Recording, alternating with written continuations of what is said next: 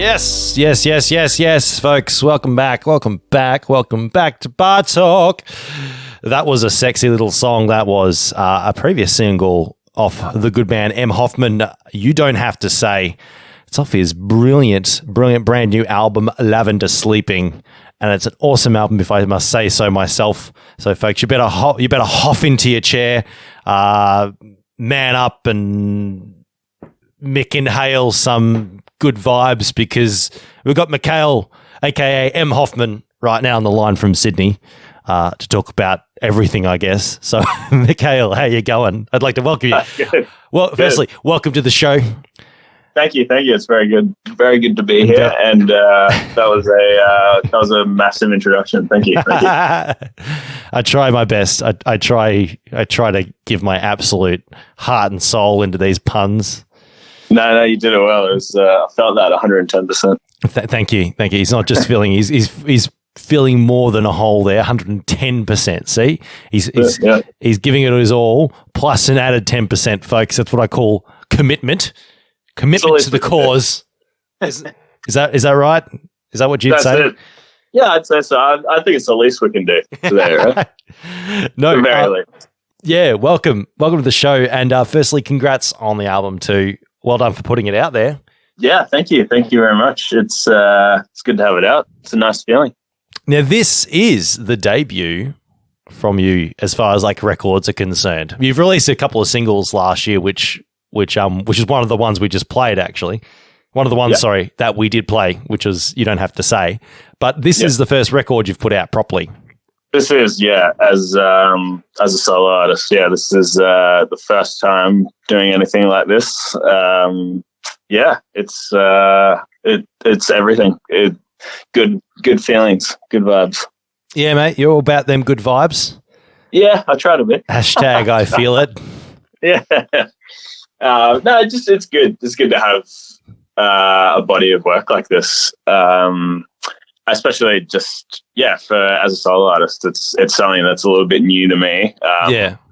I've been in bands like for years, and in and out and doing various things and playing guitar and all of that. But this is it's kind of something I wanted to do, I guess, for a long, long time, and it's really nice to say that I've done it. It's a nice little achievement. It must feel pretty self-satisfying, Good old pat on the back situation. Yeah, absolutely. Yeah. I'm pretty proud of it. I feel really good about it. Speaking of feelings and getting the happy vibes out there, what do you say to your audiences when they ask whether they're going to feel the Hoff? What should they expect from you? Man, good question. Elaborate on these good vibes. What are we supposed to be saying? Because it's a term that we just throw out there, I think, as a culture. I know. So we got good vibes, yo. Fucking Instagram it, TikTok, yo. Follow me, bro. Good vibes all the way, bro. DM me for good vibes, 50% off, bro. What do we mean by that, though? What does that mean to you when you say I've got to give out some good vibes? What do you hope to achieve? I don't even know, because most of the songs are pretty depressing. So hang on. Maybe it's just the hope that I won't bring people down too much. No, I was thinking more along the lines of, well, I let people know about my sad, sorry state of affairs. It makes people feel a little bit better. Yeah, that's it. That's where I was going with that, obviously. It's that is like, actually, I guess a lot of people do say this, but there is something in that there, right? Like, there's something good about a sad song that it doesn't necessarily, like, maybe it makes you feel better about yourself, or maybe it is something you can relate to, or maybe it's just like, that's pretty sad and I'm pretty into it, and that's just how you're feeling that day. Like, I think there's something in that, like something that actually does make you feel a lot better in a sense. Yeah, it's kind of a weird juxtaposition. I mean, at what point, Mikhail, did you write that truly happy song, and what reason did it put you off writing a happy song ever again? Yeah, look, I don't think I've actually written a happy song yet. Okay, so watch this space, essentially. Yeah, look, maybe one day it'll come out. But it's like the danger is, like, I think when I was writing for this record, there's a whole bunch of other songs I wrote as well, and there was some that I was like, oh, like I kind of wanted to put a message into, and I was like, it's just cheesy, and I couldn't get away from that, and I don't know, maybe you figure that out one day. Maybe there's a way that it doesn't come across as cheesy, but yeah. Oh, look, one day, maybe we'll see what happens. Got to keep that open mind. I feel like, yeah, because you never know what's going to be around the corner. Maybe you have to be truly happy to do it. It's like, well, it's like, well, folks, in that case, then you're never hearing a happy album from me ever again, or ever at all. Yeah. Just ask Robert Smith from The Cure. I'm sure he could answer that one for you.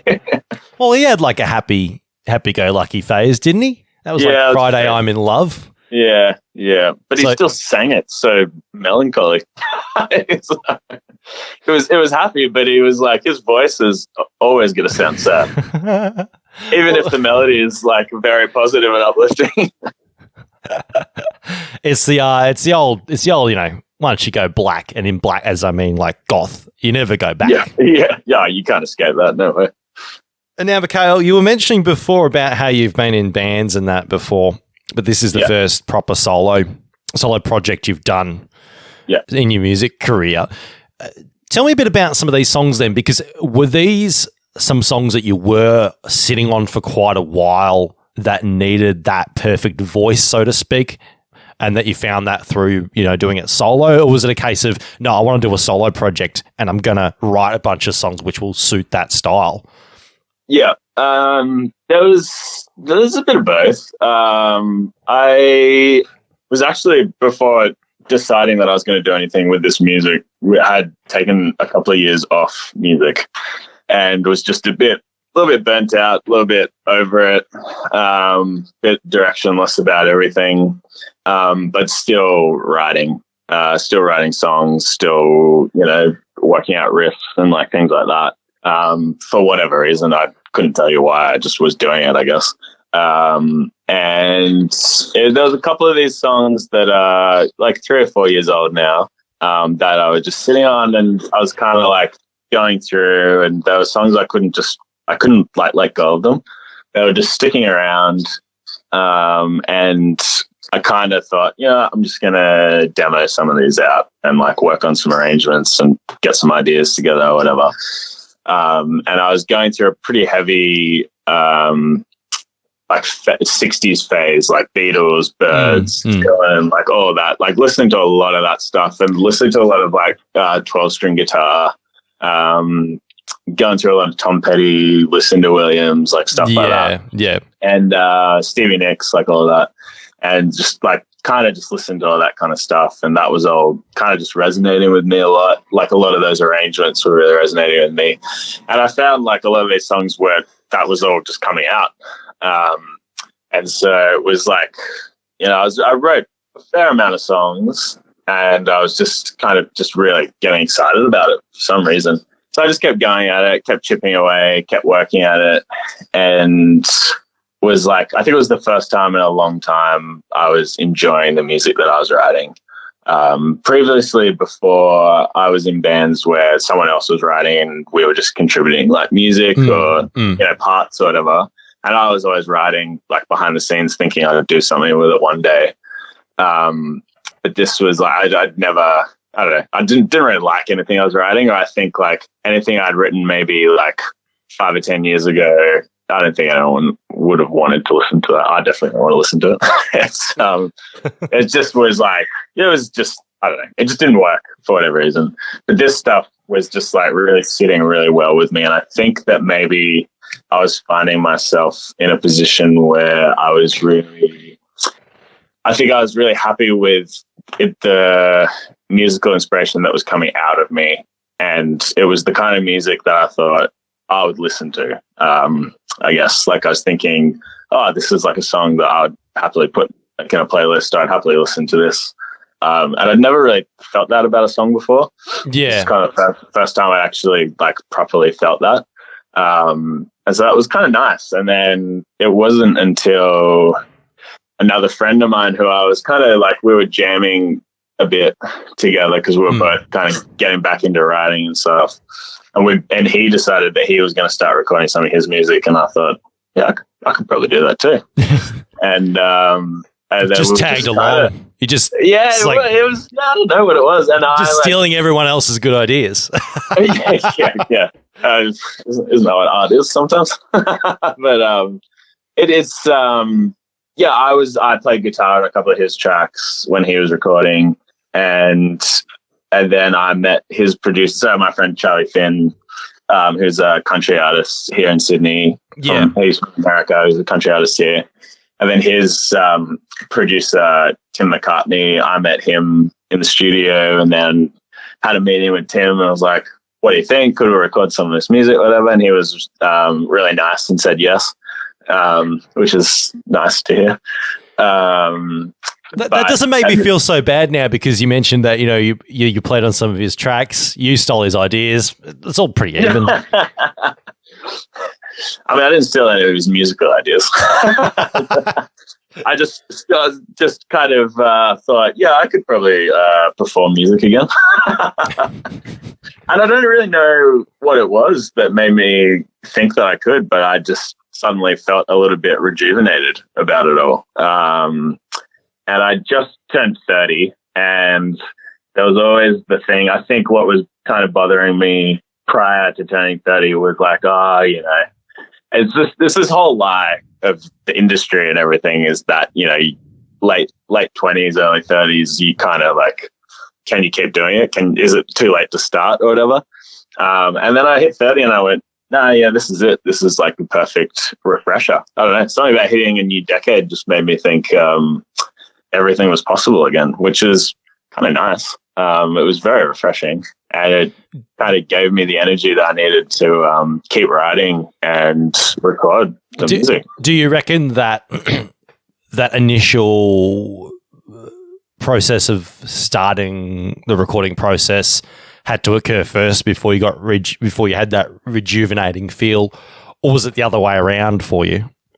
I think I'm not sure. I can't actually pinpoint the actual moment. Yeah. I think what was really cathartic for me was I went from writing, I had songs that I'd written and they were just like me and a guitar, to I started to just like demo them on the computer and create my own arrangements from there. And something in that process was quite addictive for me and gave me fed a lot of energy into my creativity.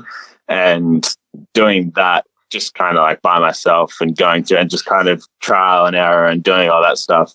By the time I got to the studio, the songs were pretty much fully formed. We didn't really change that much from the original demos, because I'd already spent it was probably 1, maybe almost 2 years of demoing some of these songs. Yeah.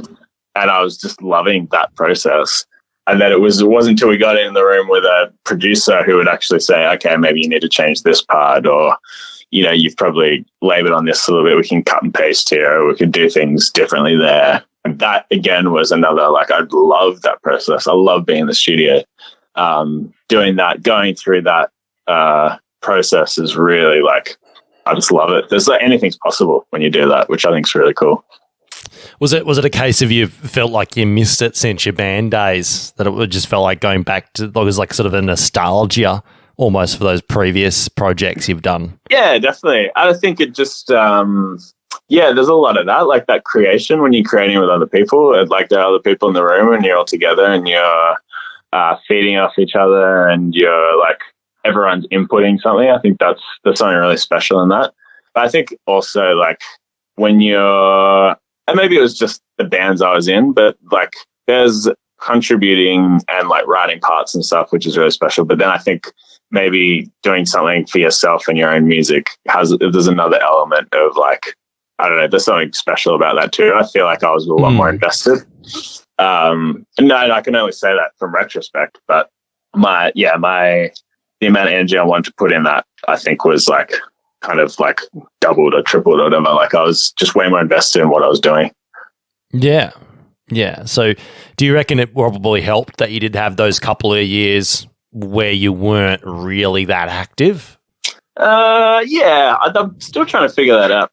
It's a bit of a mystery, isn't there's it? part of me, like, I don't know what it is. There's definitely, like, I personally don't have any regrets in my life, but there's obviously, anyone and everyone can look back on certain years and wonder if they wasted their time.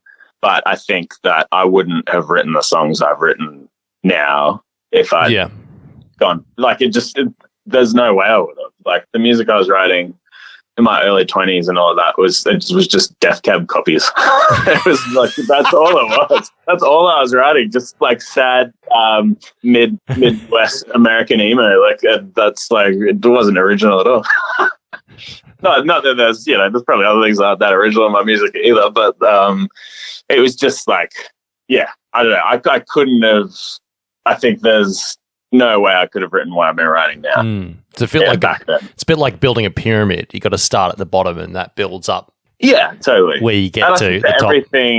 Everything's inspiration as well, right? I think I listen to music a lot, and working in hospitality, I'm always playing music, listening to music, and doing all of that. There's always music playing. I've always grown up just listening to. I used to spend my time in high school just headphones in. That was like all I did, just listen to music at home and just dissect parts and everything. I think that, like, regardless of whether I was playing along or not, that stuff still influences you, and that stuff still comes out at some point. And I think that was, like, if anything, those couple of years of being inactive musically in a public setting definitely still had a lot of influence in what I was doing when I was writing it.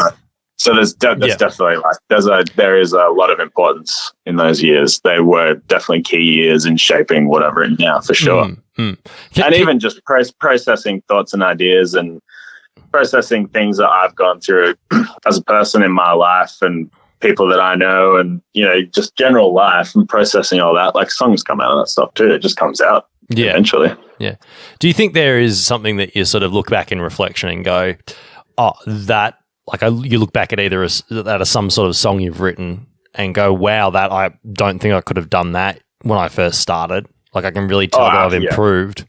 Yeah, absolutely. 100%. I think one of the big parts in my sound, like guitar-wise, is like using a lot of chorus and reverb with my guitar tone. And that's very, like, comes from like a Johnny Marr kind of sound, because I love Johnny Marr, and love his guitar work and everything. But none of that was coming out when I was writing a while ago. But it's only been recently that I'm like, oh, that sounds like Johnny Marr wrote that, or like that could fit in like his catalog kind of thing. And that's just like, it doesn't happen straight away always, but sometimes it just comes out of you eventually. Yeah, it just leaks out somewhere along the line. Yeah. You were mentioning before too about how you did a big listening binge of a lot of the classics from the 60s and that. Yeah. So was that an intentional thing you wanted to do, or did you just decide to stumble across a lot of the old landmark records and go, right, I've got to get around to listening to this? Was it just one of those things you had to just get through? It's like, I need to do more of this. There's part of that. I didn't grow up. I grew up, the only things I listened to growing up, my mum, when I was born, she became like a Christian just as I was born, and threw out all of her CDs in some kind of purge. Only years later to say, I wish I'd never done that. I wish we still had all those records. Right. So she had like a vinyl collection of like old school rock and roll and just dumped it. Yeah, pretty much. Well, what I did, I've got all her Elvis records. She loved Elvis. So we listened to a lot of Elvis. Which is good. That's all right. He went to like all the born again black churches. He's fine. yeah, exactly. Yeah.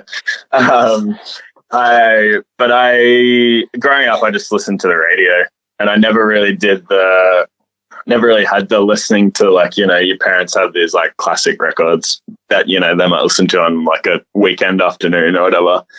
That was never like something that I really had. I did a lot of music discovery for myself. And it wasn't, but I loved like Beatles. I love Bob Dylan. Like, I love that stuff. I knew I did, but it wasn't until, I think it was a few years ago, that I was like, I had a few Beatles records that I liked. And then a friend of mine who's like obsessed with the Beatles, we were talking about the Beatles one night.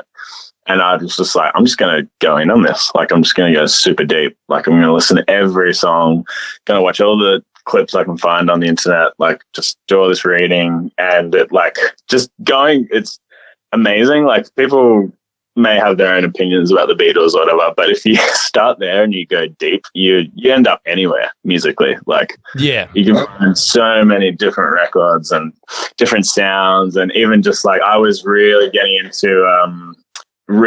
into Tom Petty at the time as well. And he had just passed away that year as well. And so that kind of gave me even more of a reason to go deeper into his catalog. And just the 12-string guitar alone, that was something I just looked up every song that had 12-string guitar in it. And, you know, the Byrds and Lucinda Williams has a lot of 12-string in her arrangements and all that, like kind of that like country but not country, like that really like rough alternative Americana sound. You know, like Wilco and like all those kind of bands. That stuff is like I just could not stop listening to that stuff, and it all kind of fit in that, like, yeah, I guess that classic rock. But then there was also like a lot of bands too, like the Smiths, like Johnny Marr uses a 12-string. They borrow sounds. The Stone Roses, a lot of influence on John Squires, the Byrds in the 60s and stuff. And so that's all like I just listened to so much of that music, and I think that like they were all like, and it was also just a realization of like guitar sounds and songs and stuff that I knew. But then I was like, oh, I like this style of guitar playing, and I need to like, I want to, you know, find that tone, find those sounds, find those guitars.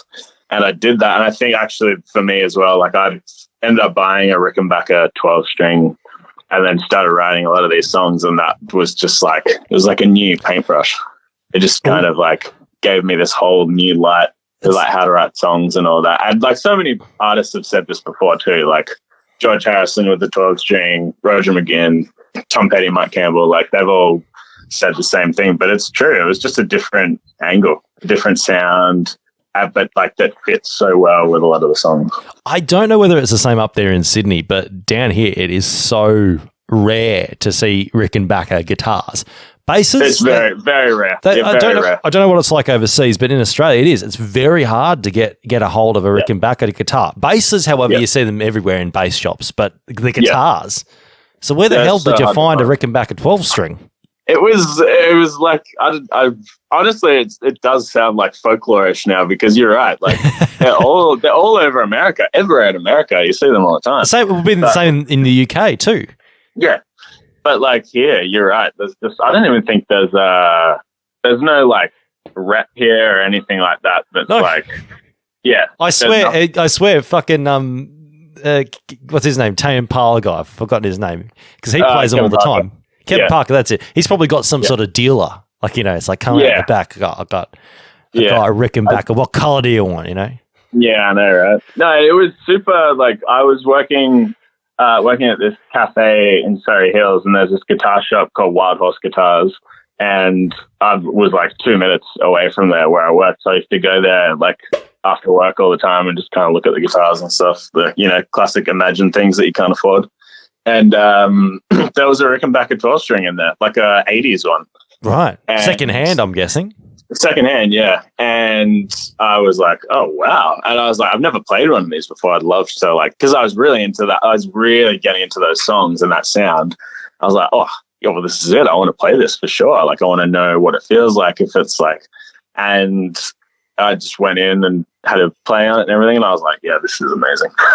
This is like exactly what I want. And it was like, I was like, oh, I don't know, like, I just hadn't bought a guitar for a while as well, like being not playing or anything like that. So that felt like a bit of a like, all right, well, this is definitely a guitar I need. I'm definitely not going to find another one here for a long time. Yeah. And kind of just bit the bullet and got it. And I feel very lucky to have it. It's a great guitar. It's really helped with a lot of the sound, and yeah, it definitely, I would say that guitar was a bit of a catalyst in a lot of the shaping of the sound of these songs. I was going to say that the unsung hero of the record. Yeah. Pretty much. And funnily enough, it's only in like 3 songs, but a lot of the songs, well, a lot of the songs that I wrote, let's say. Well, it's pretty funny because like a lot of the songs I wrote actually had it in almost every demo. Right. And then it was kind of like, well, maybe we could scale it back a bit. So that obviously wasn't your choice then. It was definitely a producer choice. No, it was kind of like a joint. Even me, there was a couple of things I was like, okay, I don't really need 12 string in this song. I wanted to, there was like having 12 string, or there was like maybe a different instrument might be a good idea. And just like getting a little bit more depth in some of the songs was an important part as well. But it was definitely like the catalyst in like how I was playing and like the style and all of that definitely helped a lot with that. Yeah. Yeah. At that point you realize, this is definitely a phase. I don't want to oversaturate it. Yeah, exactly. I think it'll pop up in a lot of my music for a long time, but yeah, it's not, I won't be playing it in every single song. Have you used it live? I did actually for the first time. We had our album launch a week and a half ago, and the first track on the album, Old Home, has a big like birdsy kind of like 12-string riff on it. Yeah, and I was like, well, we're doing the album launch. We played the album from front to back, so I was like, it's got to be done. We got to nice. do it. And it was great. It sounded awesome. Yeah. So, I mean, that actually segues really well into what I was going to ask, because, of course, you did play. That was, of course, the album launch out on April the 21st. Yeah. That's amazing. Was it the first show you'd done in ages? Second, actually. We did it was the second. Yeah. I mean, it was the first one in a while. We did a single launch for Feel the Fire a month before that. Mm-hmm. But that was our first full band show. Yeah. So last year I'd done a couple of like solo sets, just with acoustic guitar. But this was like there's our first couple of like full band shows, and even the single launch, it was just the four of us, 2 guitars, bass, and drums. But for the album launch, because we were playing the whole thing, I got David Andrew, who played all the keyboards and piano and synths and everything, organ and all that. So he played with us as well, and that was really awesome. That was quite a special night.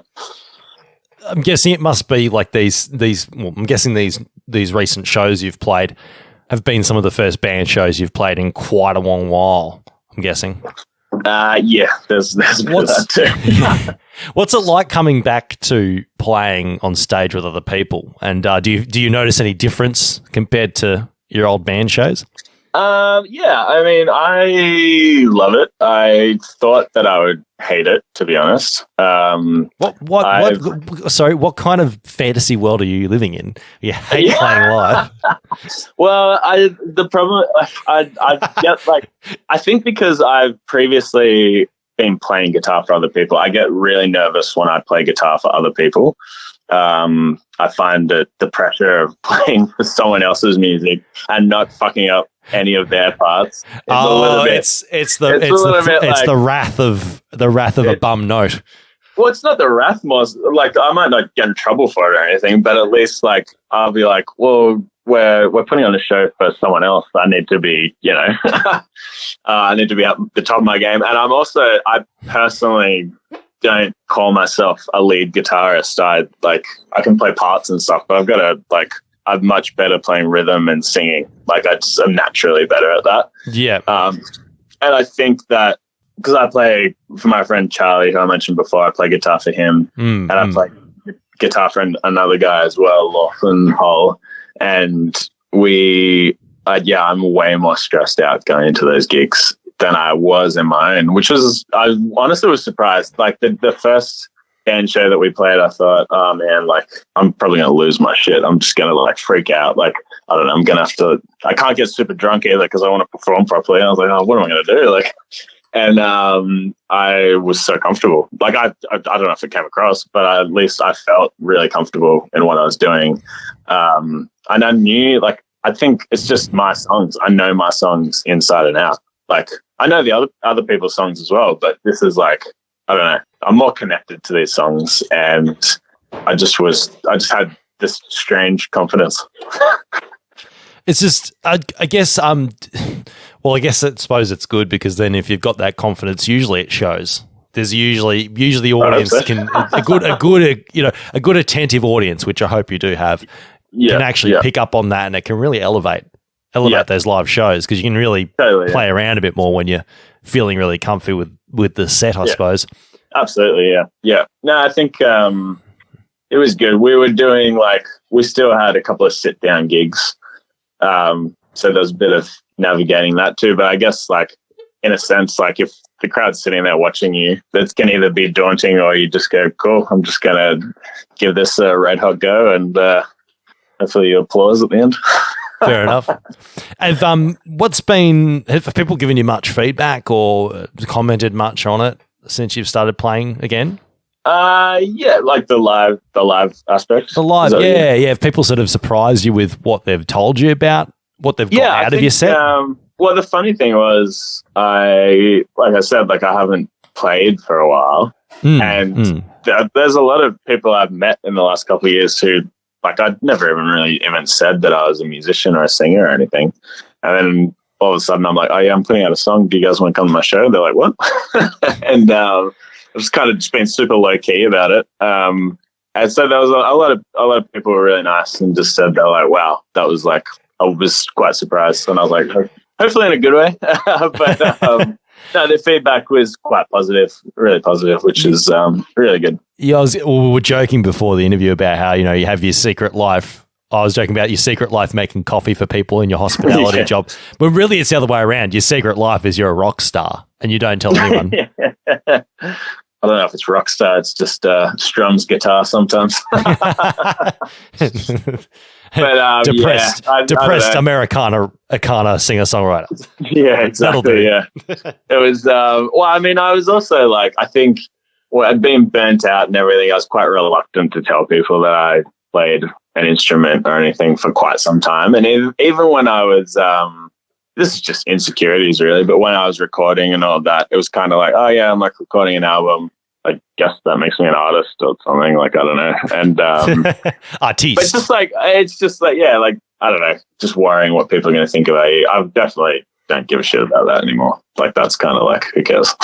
But it was the initial stages. You're also trying to make something. I'm making a full length record. That's a pretty big deal, and I don't want to brag about it. I don't know. I would feel weird. I don't want to brag about it, but it's pretty cool. You should come and see me play. Wink, wink. I mean, well, you need people at the show, right? Free entry, folks. I feel like there's a delicate balance though. There's being confident in yourself and your abilities, but also I don't believe in overselling yourself. But maybe that's probably because I'm very insecure as well. I don't know. I don't know where I don't know. Yeah, I guess you figure that out as you grow older, or maybe you never figure it out. But probably never. It's a delicate balance for me. What was it like too? Because it says here that you did do a lot of the tracking live when you were recording it. How was that? How was it handling that? Because that can be a bit daunting. Well, it was a lot of fun because my friend Charlie Finn, who I mentioned before, he plays drums for me. Yep. And he's incredible singer-songwriter in his own right, but I believe his first instrument was the drums, and he's an amazing drummer. And he and I had met a few years ago, and we have been spurring each other on ever since we decided we were going to, start doing music properly. And so he and I have a very, very good understanding about music. We like all the same things, all the same genres, all the same sounds. Yeah. And he co-produced a lot of the record as well. And so doing that in that live setting was actually really good because he just knew. I didn't really have to give him any direction at all. And we just played through. We just kept playing through the songs. We only did, because we recorded a few songs earlier on, I had a different drummer. I had actually Harry Day from the Middle Kids played on a couple of songs. Mm-hmm. And then we had 4 songs that we recorded with him and done a bunch of other stuff.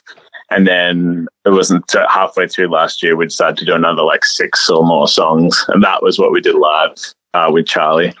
But I think the cool thing about that was there was a lot of the vibe was really good because it was the 3 of us. So Tim, the other producer, he was playing bass, and we were set up in this big live room, and everything was close mic, but we had all the amp rooms wide open. We had microphones, all ambience mics all around the room. And we just tried to make it sound like a bit of a big hall.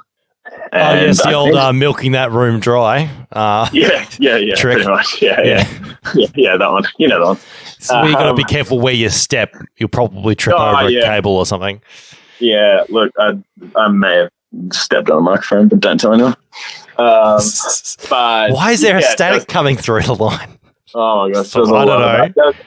There was fluoro tape everywhere, but it became quickly apparent that I'm not the kind of person that looks down when they're walking. So, but it was all good. There were no. That's on you, Mikhail. You know, they've done their job. OHS, they've made it fluoro. They've made it easier to see. If you're not even looking, shame. Look, I only did it once, so just once. And we weren't recording what happened, so that's better, right? I don't know. Could be worse. Yeah, probably. It's really muffled down there now. What's going on? Yeah. Why are the low ends so poor? Yeah. But no, that created a really good sound. I'm really happy with how the drums came out because there's so much bleed in those microphones, and it does it sounds like a live room, which I think is really cool. And we tracked everything else. I overdubbed all the guitars after that. David played, piano, organ, synth, whatever over the top as well. And we just retracked some of that stuff. But that bass, the idea was to kind of capture that rhythm, that main rhythm section, and keep that as one kind of unit. And I think, I like how it came up. So that's the most important thing, isn't it? Yeah, I'd be a bit worried if you said, "Yeah, it was okay." Yeah. Well, yeah. You can listen to it if you want, but. What was I saying before about overselling myself? That's yeah. So a little bit of self-deprecation never hurt anyone except yourself. Yeah, true. But yeah, I think it was really cool. It was Tim's idea to do that because we previously, I said, with Harry, we tracked drums, bass, guitar, everything separately, and it sounded really good. I wouldn't change any of that, but that live stuff, I think it just gave it a really different feeling. Yeah. A really good feeling. It felt like I'd still listen back to some of these songs and I'm like, it really does sound like we played that a lot of the time. Apart from things I can probably hear, but it does really sound live to me, which I think is really good. Yeah, that's cool that you got the sort of the tone across that you wanted to without sounding. And we did most of that in just 2 days, I think. That's the beauty of it, isn't it? So efficient. Yeah, really. I think we actually did most of it on the first day, and then the second day we just did a few extra takes and a couple extra songs, and that was that. It was awesome. Nice. it was very efficient. Yeah, so quick. How tell me what you got.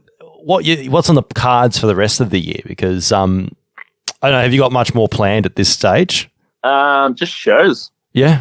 You got gonna play shows? You got any tours? Wink, wink, coming along. You got any chance to come down and see you down here, down these parts?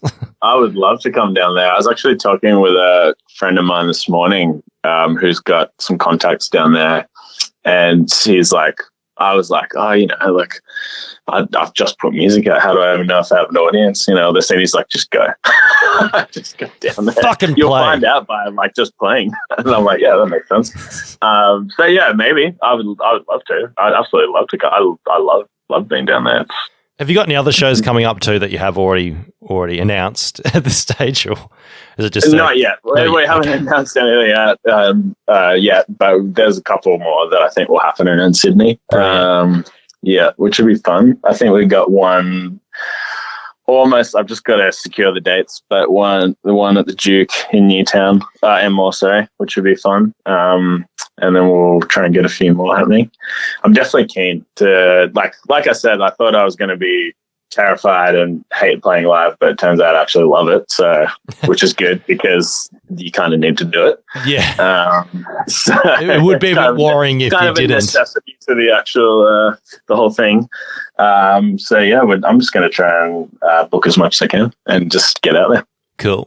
I really want we really want to get the album on vinyl at some point as well. So we're going to look into how I can make that happen. So you can imitate your heroes even more. Yeah, pretty much. Yeah, exactly. Well, now we're going to play it is the most recent single, isn't it? It's Feel the Fire. Yes. Yeah. We're going to play that in just a sec, actually. Tell us a bit about it. Like, what's going on with this one? Because why'd you pick it as a single? Well, I think... Well, this was actually the most recent song I wrote before we recorded everything. It's a studio song, is it? Yeah. And what happened? I was like mucking around with some chords, and then this kind of came out. I wrote this like early last year. And then I was like, I think this will really fit on the album. While we were trying to like figure out when we were going to record and all that, I was just like, yeah, I think this is a great song to go on the album. It's like, it's kind of come together really quick. It's a good, like, it's like one of my more upbeat numbers. I think it would be a good single. And yeah, which ended up being the lead single. Like we all kind of agreed, like this would be a good like introduction to. It's kind of a good follow up from like a song like You Don't Have to Stay, but like musically a little bit similar, but maybe a little bit more like rock and roll. And yeah, so I thought it would be a good song to be like one of the lead singles. It's so much fun to play live. I really, really like playing this one live. It does sound like it'd be an awesome live track, yeah. Yeah, it's very fun. Is it one you normally put towards the end of your set? Or yeah, we did. Yeah, we did have it like almost like second last song, I think, for the first time. When we played the album, we actually just played the album front to back, so it was like towards the end of the set, like it is on the album. Yeah, so much fun. Really fun to play. Nice. Well, we're going to play it for you right now, folks. So enjoy it while it lasts. Thank you so much, Mikhail, for coming in and chatting to us. It's been good fun. Please give the album a stream and a listen to it when you can, and definitely go to one of his shows if you're up in Sydney or that area, or if he ends up coming to where you are. Bloody go and see him. So I'm sure it'll be a good time. You, me, and Rick and Becca. I promise. Nice. Well, let's play it. Well, actually, do you want to introduce us out to the song? Tell us who you are. What we're about to listen to. Wow, this feels very 2000s radio. I love it. Thank you. I'm M. Hofmann, and this is my lead single, Feel the Fire, from my debut album, Lavender Sleeping. Yeah, let's spin it.